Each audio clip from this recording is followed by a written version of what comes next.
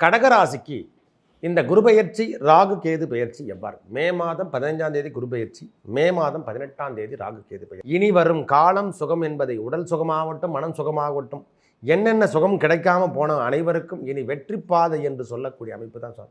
ஐயா உங்களுக்கு நல்லதே நடக்கலன்னா கூட பரவாயில்ல, எனக்கு துன்பம் வராமல் இடர்கள் வாராமல் இருப்பதே பெரிய நன்மை அல்லவா? இடர்கள் இனிமேல் வராமல் இருக்கக்கூடிய காலமாகும். சனி பகவான் 9ஆம் இடத்துக்கு சென்றுட்டார்.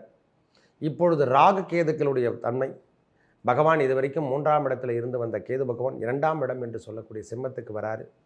அகல கால் வரிக்கக்கூடாது என்றதுக்காக 8ஆம் இடத்துல ராகு பகவான் கடன் சார்ந்த விஷயங்கள் அப்படியே தான் இருக்கும். அதை ஒன்றும் முன்னேற்ற பாதைக்கு அதை வழிநடத்த முடியாமல் இருக்கும்.